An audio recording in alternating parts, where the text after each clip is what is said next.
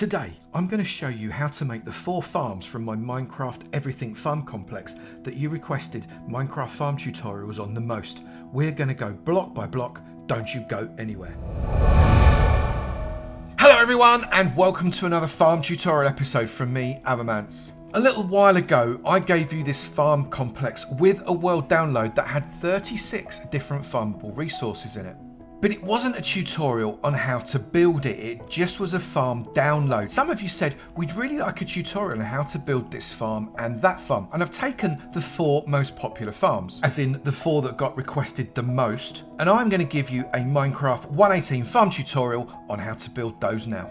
However, if you would like this world download, the link for the video is in the description below and the link for the download is in the description for that video. So please do come along and grab that for yourself. So let's jump over into another world and crack on with it. Okay, we're in our new world and the 4 farms that I'm going to be making for you is the Carrot Villager farm, the Glowberry farm, the Rotten Flesh farm and the Wool farm. Not necessarily in that order. I am going to timestamp all 4 of those farms for you. So if you want to jump to the one you really want to watch, do that. Although obviously I'd really love it if you watched them all because the view time really helps out the channel. Speaking of which, only just under 14% of you that are watching are actually subscribed to the channel. It's that little red button just below and the right of this video. Please do feel free to slap that. It really helps me out. And so does the like button. Have a pop at that one as well. Right, let's get on with the first one and I reckon we're going to do glowberries.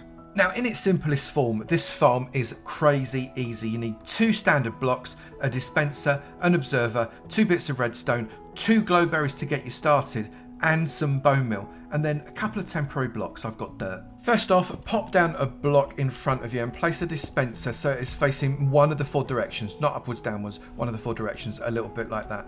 Grab your temporary block and place it there, and then shift click on top of that so as you've got a block, dispenser, block type of arrangement. You're then going to come up on top of here and you're going to grab your observer and face it downwards so the little redstone bum is facing upwards. Place a bit of redstone on there and a bit of redstone on there, and then you can come down, mine out your 2 temporary blocks because you could use them later if you wish to.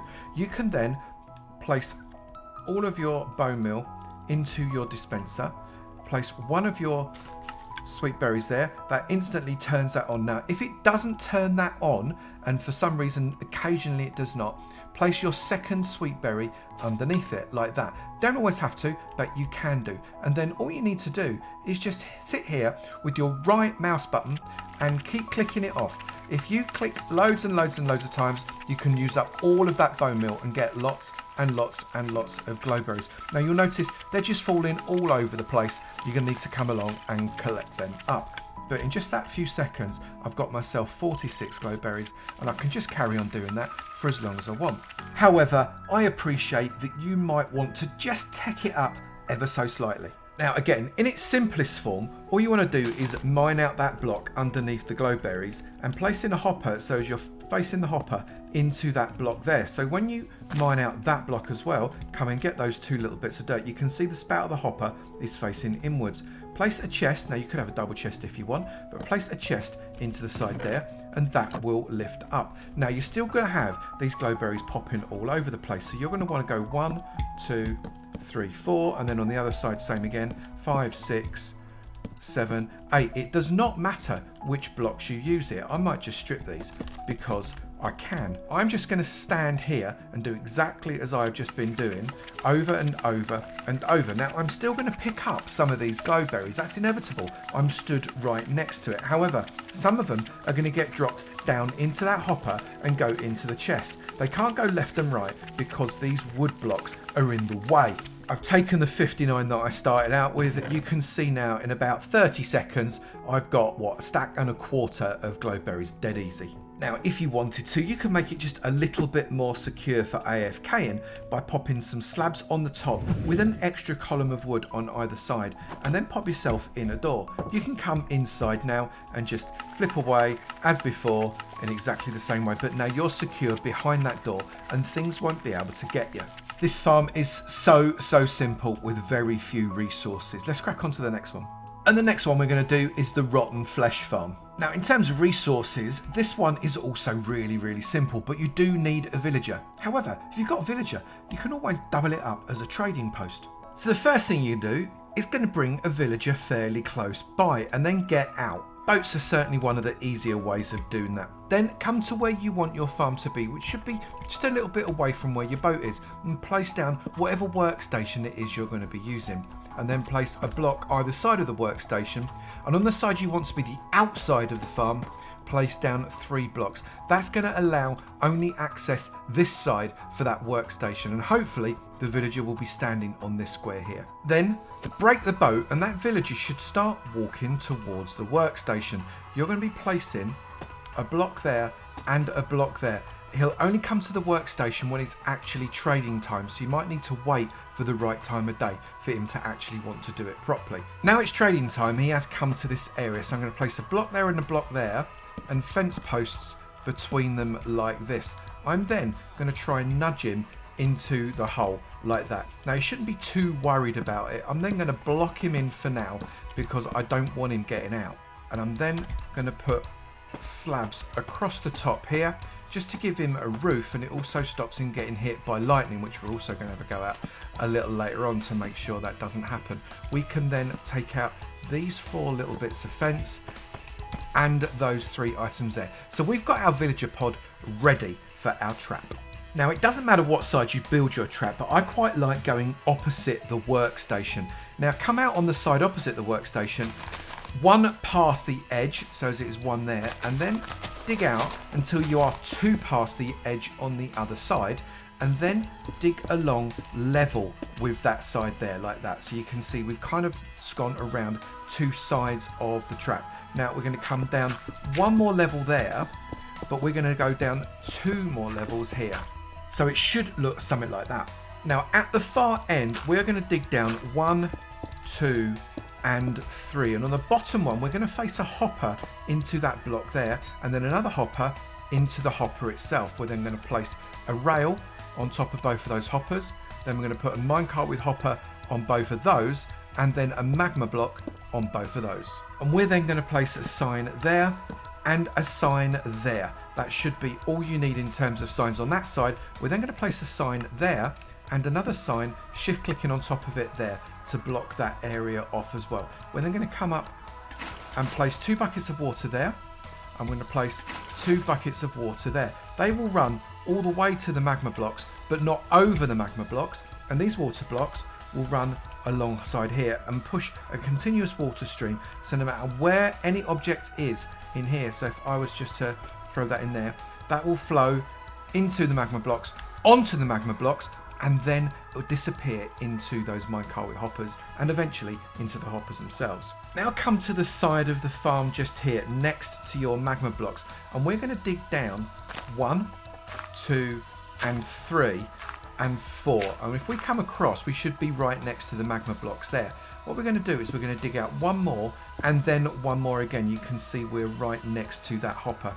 Place a chest there, and we're going to make it a double chest exactly like that. We're then going to place a glass block above that hopper, and we're going to rebuild the dirt back up there. We can then grab ourselves a bit of a stairway down here until we can actually access that chest really easily. There's the magma block that we put in, and this is the area that is going to be our working area with this farm.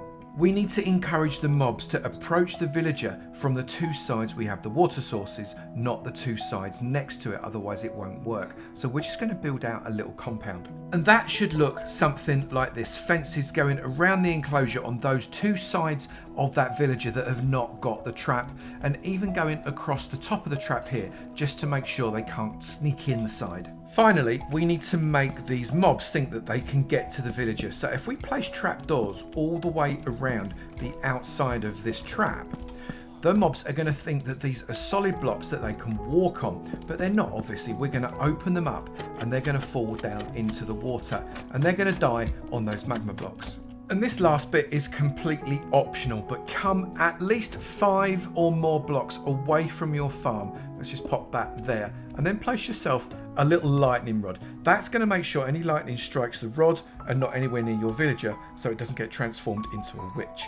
And now you just have to wait till night time. The zombies can see this villager from quite a long way away, and if they can't get to you, they'll try and get to the villager instead. Now you are going to need to be close enough to this farm to actually spawn the mobs nearby it, but once they've got the idea, they will keep falling into this hole and you'll collect up all of the drops, mostly rotten flesh. Really easy, very simple to put together farm, and you get a little bit of a trading centre as well. You don't have to make him a smith. You can make him anything you wanted, any trade you like. Maybe make him a librarian and get yourself some mending books. Let's get on for the third one. And the third one we're going for is a wool farm. The first thing we're going to do is place our chest. I'm going to dig a 2 deep hole like that, and I'm going to pop myself a double chest in it, and then into that double chest I'm going to place a hopper going in there, and I'm going to go 1 2 3 1 2 3 and place hoppers going into that central hopper like that. I'm then going to place a rail on each of these outer 3 parts like that, exactly like that. I'm going to place a dirt back in the middle. Now I am building this deep to make this farm as low as possible. You can of course do this on ground level, it just becomes a couple of blocks higher. We then need to place a minecart with hopper on top of each of those 3, place another dirt block on the top of that, and then place a dirt block on the side of each of those above those minecart hoppers. We then need to wait for this to grow into grass across all of these. We then need to grab observers and point them towards the 3 poking out blocks here.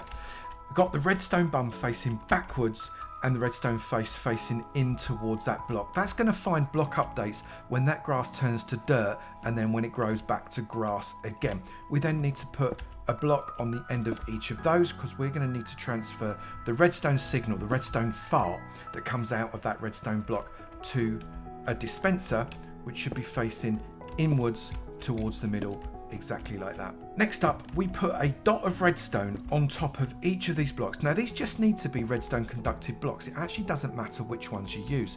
And then this bit is a bit decorative. You just cover up any bits that look like they shouldn't be shown. So I'm just covering up those observers because they don't need to be shown at all, do they?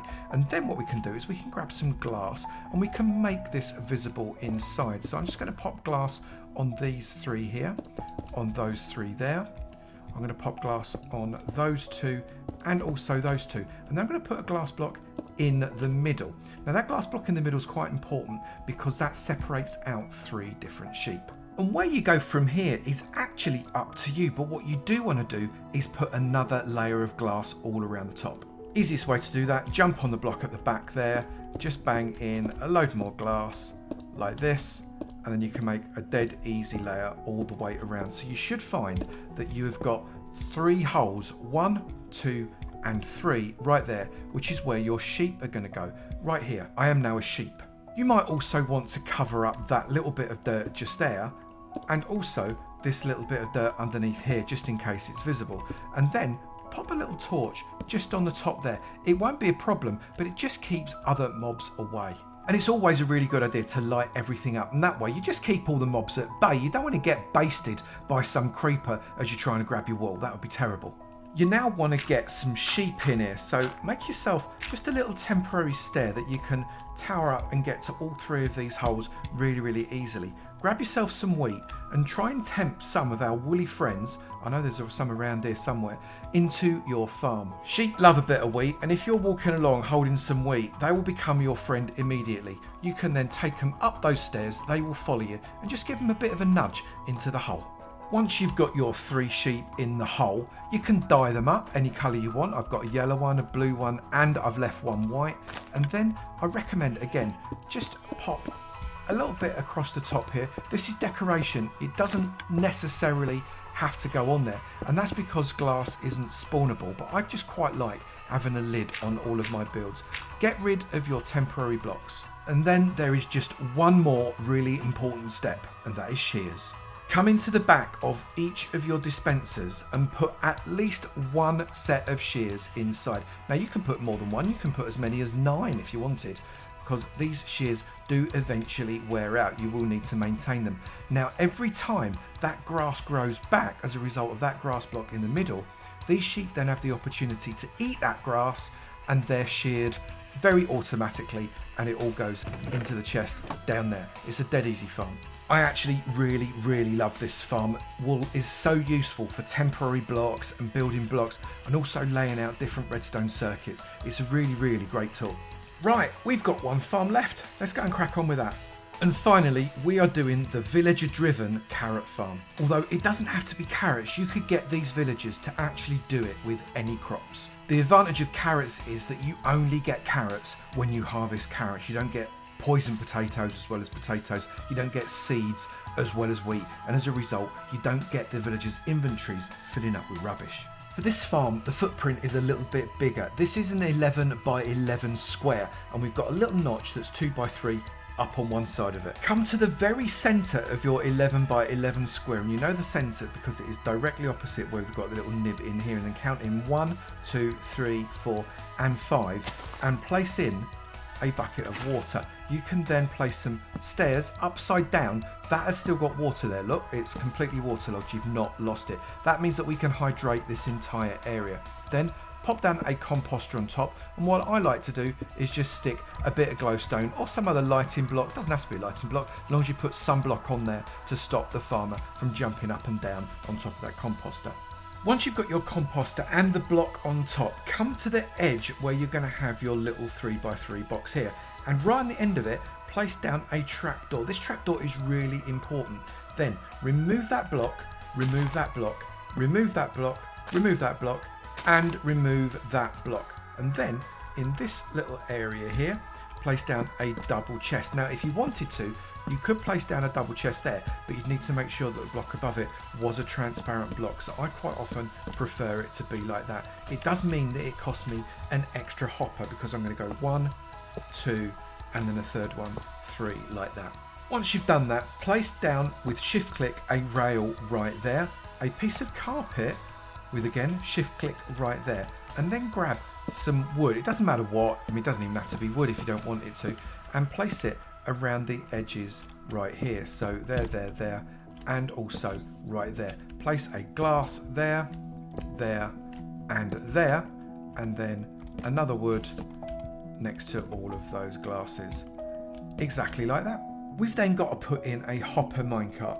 Grab a hopper minecart and place it on top of those rails. Then grab a trapdoor and place it on the bottom of the block above it. So if you're going to flap it up, it would do exactly that. Once you've done that, place a fence all the way around the edge of your 11 by 11 square, but be sure to leave yourself a gap of at least 2 blocks, because you want to be getting your farmer villager in here, except he's not going to be a farmer until he's actually inside.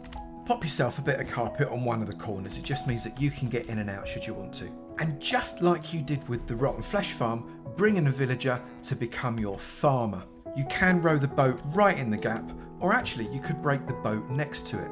Now if you bring the boat inside, you can replace those 2 fence posts, because you're never going to need the farmer to be able to get out. You can then break that and it will immediately become a farmer. It's loving being a farmer. You can then start to hoe up all of this area, so as the farmer can start to plant the carrots that you can then give him. If you just lob him a load of carrots, 1, 2, 3, 4, 5 and 6 stacks is as much as you could possibly give him, he will start to plant those carrots when it gets to work time. If you've got a little bit of carpet, you may as well leave that corner unhoed, because every time you jump down onto it, it's going to stop being hoed anyway. So that's your little escape route. You can see the farmer is already starting to plant those carrots down. If you wanted to, of course, you could plant some carrots as well to speed him up. We then need to get a second villager inside this pod. Now it's really important that we get a villager that does not have a profession. If it's got a profession, it's likely that it could have something in its inventory, and it doesn't want to have anything in its inventory at all. You might find that the easiest way to bring this one in is in a minecart, and it can just roll up and over the edge and drop in the middle. Break the minecart and boom, you've got an extra villager. My villager is in, and I'm just going to place these slabs around the edge. Won't necessarily be able to put one on top of his head because he's stood on a carpet.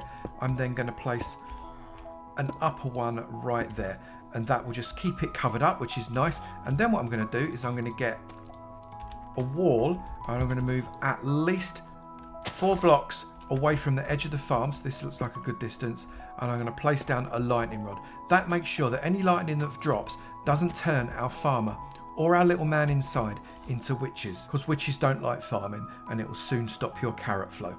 Now what will happen is once everything's planted up, this farmer villager is going to have an excess of carrots. Our friend inside has got no carrots whatsoever. Villagers are very sharing, caring people, and if one's got lots and another one hasn't got any, they like to share what they've got. So the farmer will lob a load of carrots into that other villager so as he can have some carrots too. But we blatantly steal them with our hopper minecart. They get sucked into our chest and we get to keep them, and the other villager gets nothing, and that's all right by me.